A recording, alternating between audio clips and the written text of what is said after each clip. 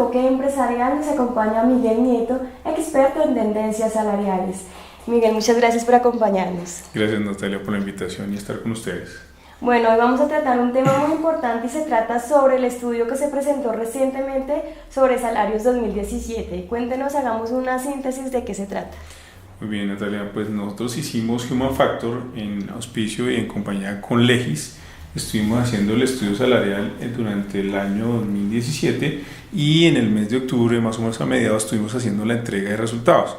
Un poco hicimos la recolección de más de 623 compañías a nivel nacional, de carácter de compañías nacionales y multinacionales.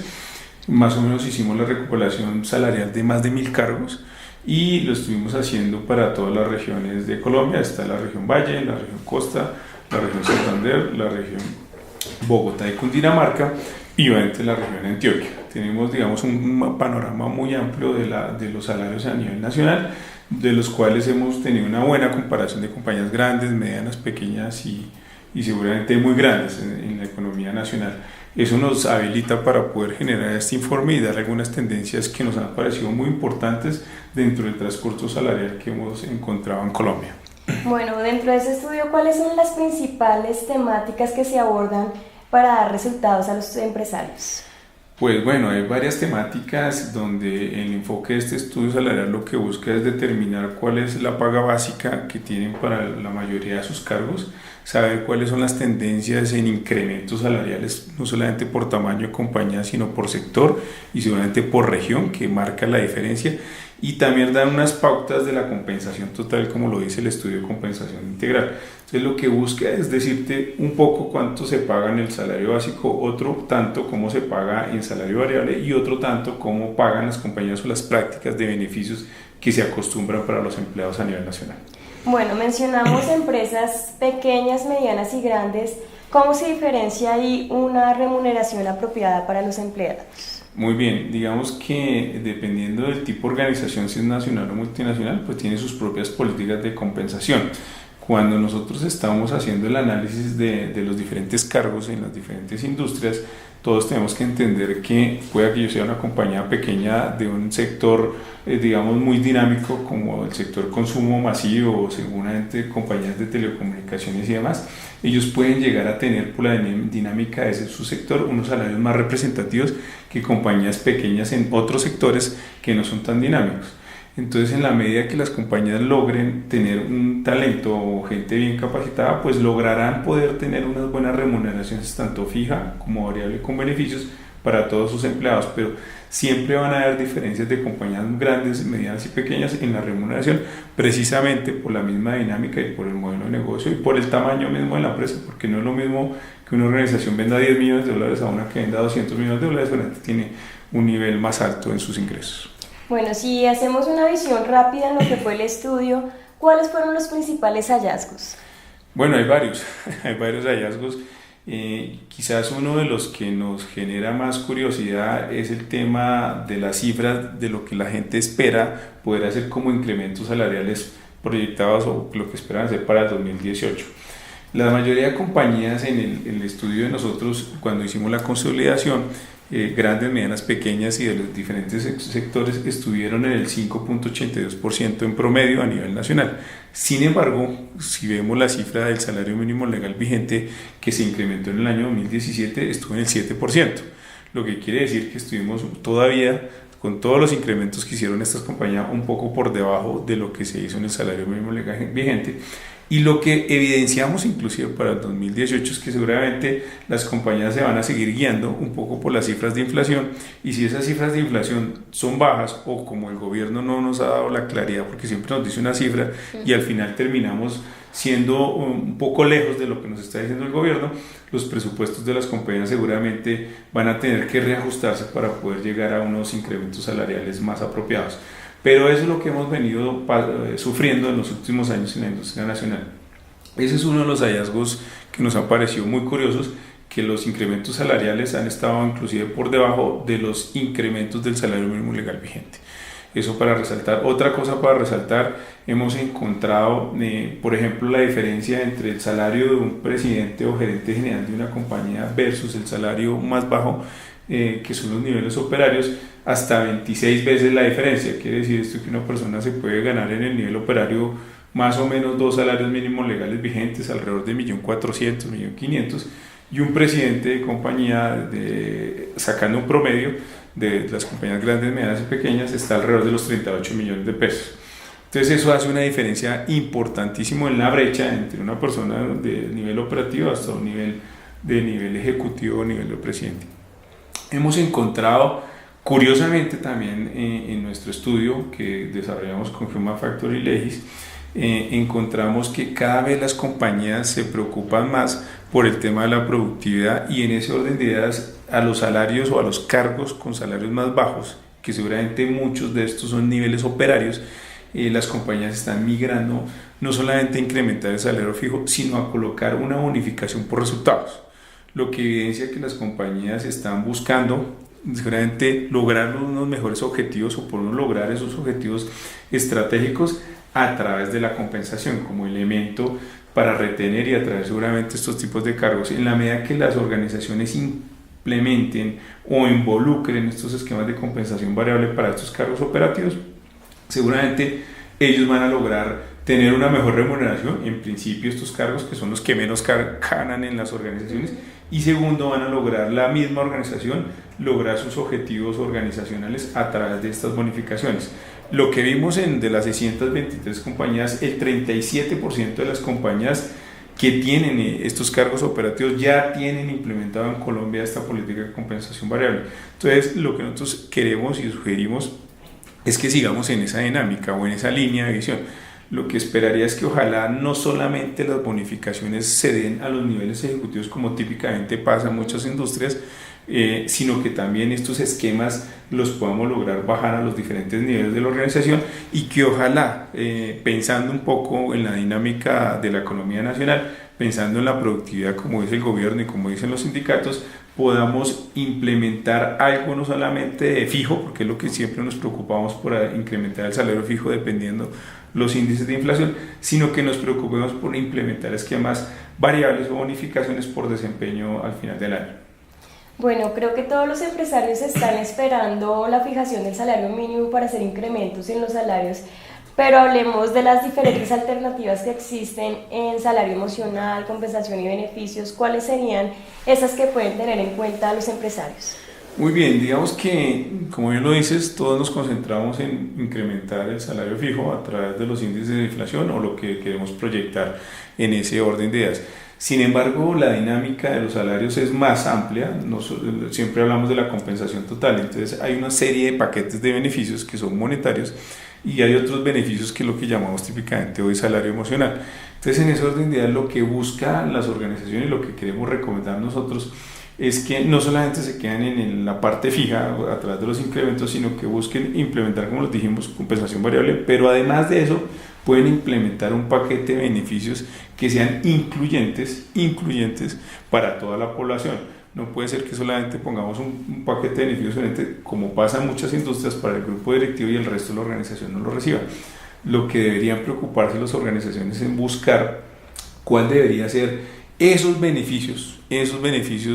que de alguna manera, sin necesidad de incrementar el salario fijo, se le pueden ofrecer a toda la población, que son de bajo costo, que además financieramente son deducibles del gasto de la operación y que pueden generar una mejor calidad de vida a los funcionarios. En el estudio encontramos beneficios de planes de salud. Entonces, uno de los más típicos, realmente uno podría implementar esquemas de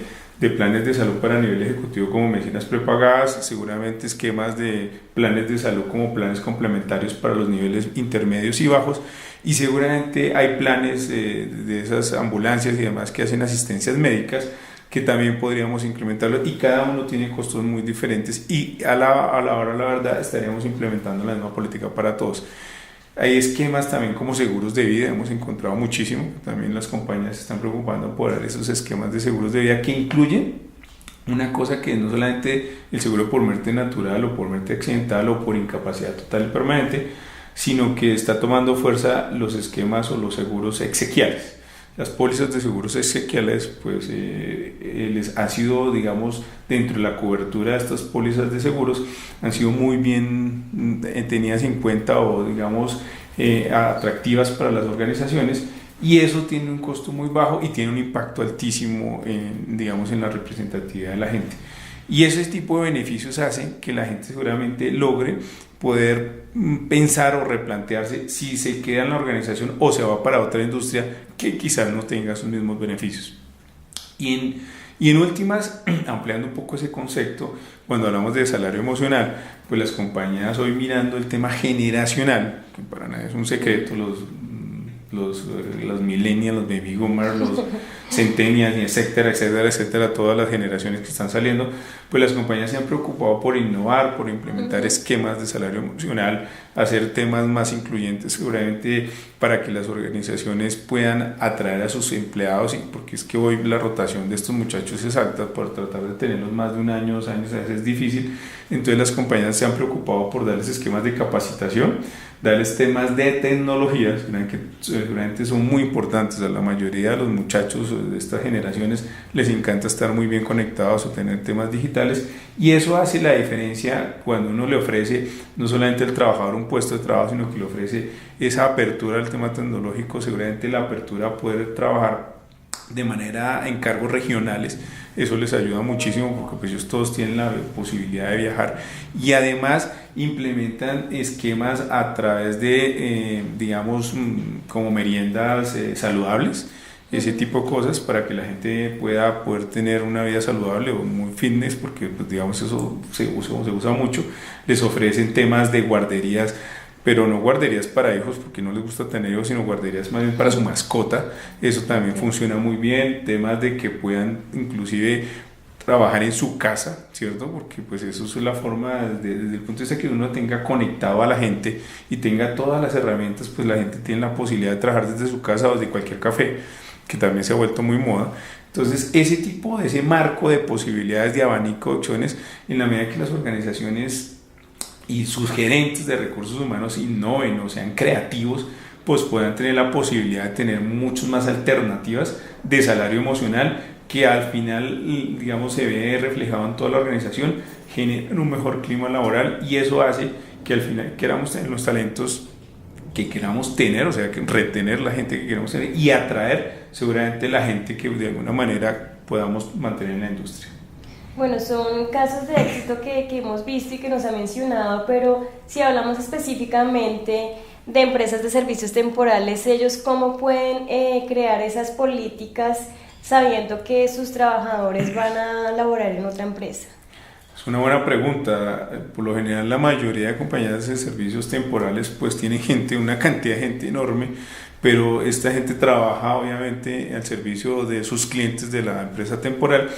y lo que hacen es que seguramente no se sienten incluidos en las organizaciones. Lo que nosotros recomendamos seguramente es que puedan ser más incluyentes. Las prácticas que estén ejecutando las compañías de clientes de las compañías temporales podrían migrar un poco a que lo puedan percibir sus propios empleados, y no esperar que solamente si yo tengo, no sé, una cantidad de empleados en una empresa, en un cliente, y los demás empleados que trabajan en otros clientes o en otras industrias no lo tengan, pues no debería esperar a que eso sucediera. Lo que debería legislar la empresa temporal es que implemente programas, ¿cierto?, y beneficios de salario, digamos, emocional, para que se irriguen en todas las industrias, y que además deberían ser ellos unos líderes para ofrecerle eso a sus propios clientes, porque finalmente no pueden esperar las compañías temporales de implementar cosas porque el cliente haga ese tipo de actividades, sino que ellos deberían ser pioneros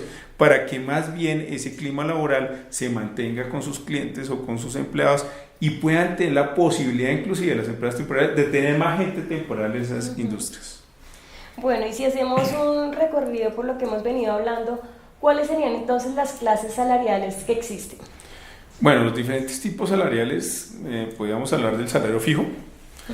el salario variable, que es una bonificación, el salario a través de los beneficios monetarios y no monetarios, que es un paquete de beneficios que inclusive, además de la medicina prepagada o los planes de salud, además de los temas de seguros, también existen los tickets de alimentación, los tickets de gasolina, que te paguen a ti el club, que además te den carro o vehículo, que te den auxilios de rodamiento, etcétera. Son todos beneficios. Y seguimos en una capa un poco más alta, que ya es el tema del salario emocional. Entonces hoy por hoy ya hablamos de 4 conceptos de nuestra compensación total, que es lo que hace realmente un ejercicio o una administración de salarios. Bueno, entonces podríamos decir en resumen que esas clases de salarios tienen algún diferencial o cómo se puede evaluar los criterios para la remuneración en cada uno de ellos. Ok, fíjate que dependiendo de la industria en la que yo me desempeñe, puedo tener o una compensación más alta o una compensación más baja. Dependerá mucho de la industria y dependerá mucho del tipo de organización y dependerá mucho del estilo de liderazgo. Hay organizaciones que tienen una compensación, una remuneración fija acorde al mercado, pero son muy agresivos en la compensación variable, muy agresivos. Cuando hablo de ser agresivos, estoy hablando de compañías del sector de tecnología, son muy agresivos en su compensación variable. Hay cargos que pueden ganarse 6 o 7 sueldos al final del año por haber cumplido los resultados, como hay industrias o sectores donde al final del año no les dan nada. Entonces fíjate la diferencia, hay una importancia, una gran diferencia. Pero si vamos a compañías del sector financiero, bancario, ellos basan su compensación a través de los beneficios. Entonces no tienen unas compensaciones tan altas, fijas, tampoco tienen una práctica muy usual de compensación variable, pero sí tienen una gran cantidad de beneficios que le ofrecen a su grupo de empleados, por lo cual seguramente hace la rotación es tan baja en ese sector. Pero lo que recomendamos nosotros es una integralidad de todos, o sea, ni dar mucho de una cosa ni dar poco de otra, sino tratar de ser muy integrales en que su organización defina cuál debería ser mi posicionamiento en compensación fija, defina cuál debería ser mi política de compensación variable, defina también, dependiendo del grupo o mis personas o mi gente, dependiendo de un análisis sociodemográfico para determinar las edades y demás, defina su paquete de beneficios. Y si en ese orden de ideas tiene una compensación emocional para todos los niveles organizacionales, creo que va en la buena vía para el tema salarial, que va a redundar indudablemente en la atracción y retención de su gente. ¿Se está teniendo en cuenta para la remuneración laboral niveles académicos o por igualdad de responsabilidades? Bueno, no, digamos que la mayoría de compañías sí buscan, dependiendo del perfil, un tema académico. Entonces no es lo mismo una persona que es técnica o tecnóloga a una persona que seguramente es profesional o a una persona que es profesional y que tiene una especialización y tiene inclusive MBA. Y además en Colombia sucede que si eres bilingüe y no bilingüe. Entonces ese tema del bilingüismo pues ya esperaría uno que la gente lo tenga, sin embargo no es una realidad en nuestro país y por eso más o menos las organizaciones en promedio una persona que es bilingüe y no bilingüe, así tenga el mismo nivel académico, le pueden llegar a pagar hasta un 30% más por solamente ser bilingüe aquí en Colombia. Entonces esos escenarios de la profesión son importantes y aunado a eso, dentro del perfil también ya están pidiendo años de experiencia. Entonces una persona no solamente profesional, sino que le piden 2 años o 3 años o 5 años y dependiendo de esa exigencia en su perfil, pues la remuneración puede ir variando o ir creciendo realmente. Bueno, me gustaría conocer algo de números y quisiera saber tangiblemente o generalmente un presidente cuánto está ganando, un gerente, un directivo, un profesional, un tecnólogo y un operario, digamos en cifras más o menos, ¿cómo están los sueldos? Ok, mira, digamos que si empezamos desde el nivel más alto para los niveles directivos o presidentes, como los tenemos en el estudio, está alrededor de los 38 millones de pesos en su compensación mensual. Si seguimos más a los niveles, digamos, siguientes niveles, los que reportan a los presidentes, en este caso serían los gerentes o vicepresidentes en segundo nivel, estarían alrededor de los 24, 22 millones de pesos. Seguimos bajando seguramente a los niveles medios, jefes, jefaturas y demás. Algunos llegan a estar hasta en salario mínimo integral, que puede estar alrededor de los 9 millones de pesos. Luego ya bajamos a los niveles analistas, que podemos estar hablando más o menos de 2 millones y medio, estaríamos hablando en esos cargos. Y para los niveles operativos, el salario está alrededor de los 2 salarios mínimos, que más o menos 1.200.000, 1.400.000 son lo que están ganando hoy en día. Bueno, y ya para ir terminando la entrevista, me gustaría conocer ya su visión como experto de cómo cree usted que está el salario mínimo en Colombia, ¿qué le parece a usted? Bueno, digamos que nosotros hemos hecho análisis en Human Factor. De hecho, el salario mínimo legal vigente, para no ir tan lejos en la región, nos supera a un Ecuador, tiene un salario más alto que Colombia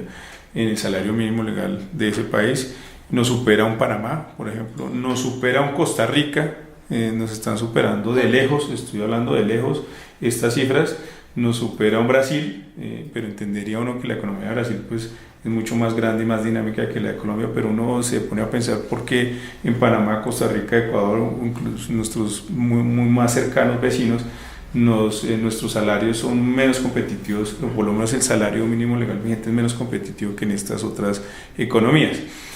Y si ya lo miramos al interior del país, pues es una cifra que ha venido creciendo en los últimos años.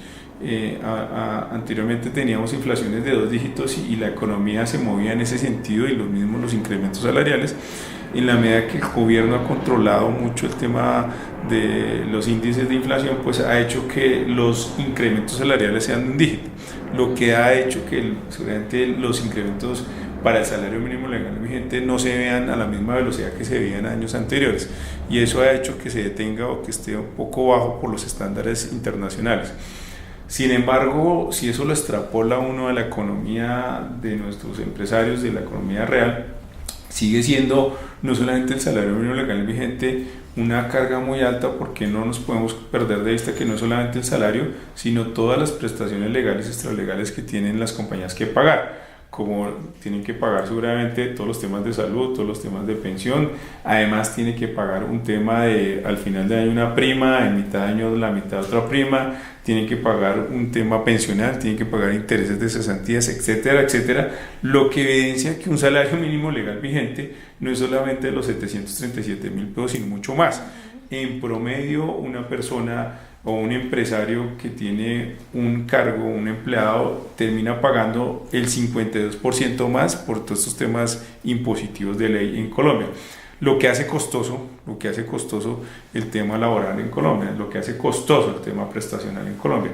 Y a la vez, si uno empieza a mirar, pues cualquier punto porcentual de esos incrementos salariales que siempre se avecinan a final de año, pues se hacen muy traumáticos, porque eso afecta directamente a la economía de los empresarios. Y en la medida que ellos no logren mantener la empleabilidad, pues al final los empresarios tienen que tomar una decisión de sostener el negocio o salir de gente. Y eso hace que cualquier decisión salarial pues se vuelva traumática, porque seguramente tener un costo de 737 más lo que vaya a quedar para el otro año, y eso con toda la carga prestacional, entonces una persona realmente no se gana 737.000, se está ganando más o menos 1.100.000, 1.150.000.